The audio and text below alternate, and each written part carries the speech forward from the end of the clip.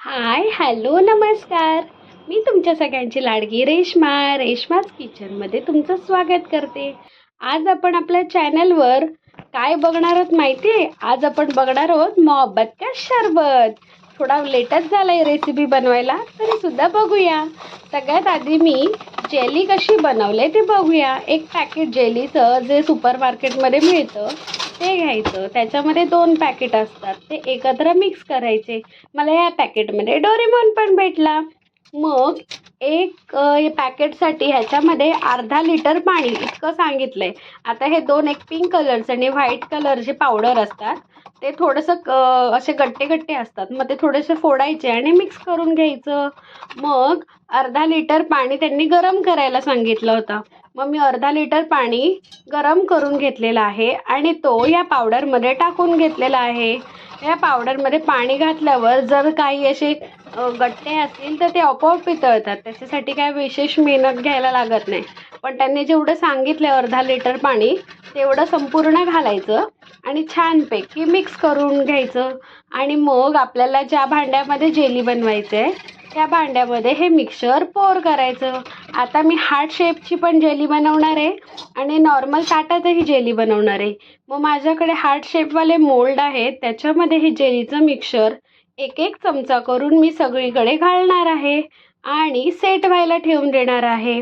आणि उरलेलं मिक्सचर मी एका ताटामध्ये घालून तेही थंड व्हायला ठेवून देणार आहे. 45 मिनिटानंतर ही जेली आपोआप रूम टेम्परेचरवर सेट होते. आपल्याला गरम गरम हे मिक्सचर फ्रीजमध्ये ठेवायची काहीच गरज लागत नाही. जसंच्या तसं हे मिक्सचर ठेवून द्यायचं. 45 मिनिटानंतर ही जेली चांगली सेट होते. ही सेट झाली का मग आपण फ्रीजमध्ये ठेवायची. लगेच फ्रीजमध्ये ठेवायची घाई करायची नाही, कारण रूम टेम्परेचरवर त्याची वाफ व्यवस्थित निघून जाईल आणि ती जेली व्यवस्थित सेट होईल. जर काही बबल्स तुम्हाला वाटले तर ते फोडून घ्यायचे चमच्याने आणि छानपैकी सेट होऊन द्यायचं. सेट झाल्यावर मी तुम्हाला पुन्हा एकदा दाखवते ही जेली कशी दिसते. बघा, मी 45 मिनिटानंतर हे फ्रीजमध्ये ठेवलं आणि एकीकडे सब्जाही भिजत घातलेला होता, तोही छान फुललेला आहे. जेलीही छान सेट झालेले आणि दूध तापवलं होतं तेही फ्रीजमध्ये ठेवल्यामुळे तेही चांगलं थंड झालेलं आहे. आता ह्याच्यामध्ये रोज सिरप घालून घ्यायचा. मी मॅप्रोचा घेतला आहे, तुमच्याकडे जो अवेलेबल असेल तो तुम्ही घ्यायचा आणि रोज सिरप घालून दुधामध्ये छानपैकी मिक्स करून घ्यायचं. टेस्ट करायचं की त्याचा गोडवा फ्लेवर आपल्याला सफिशियंट आहे की नाही. आपल्या आवडीनुसार ह्याच्यामध्ये तुम्ही कमी जास्त करू शकता रोज फ्लेवर. मग मी त्याच्यामध्ये थोडासा सब्जाही ॲड केलेला आहे.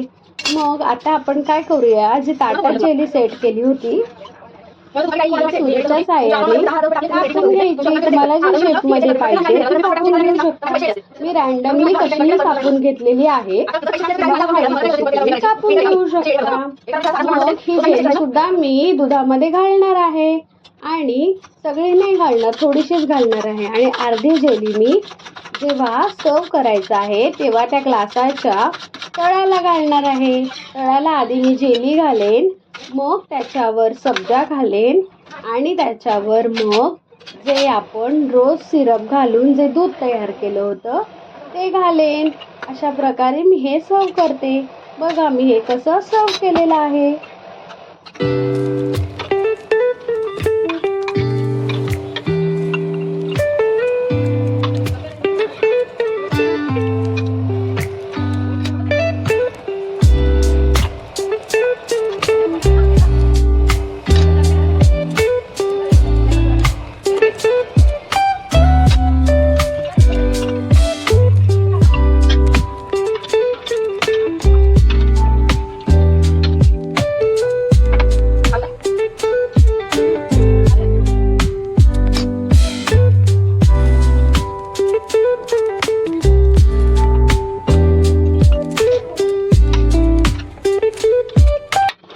तुम्हाला ही मोहब्बतच्या सरबताची रेसिपी कशी वाटली ती नक्की कमेंट करून सांगा.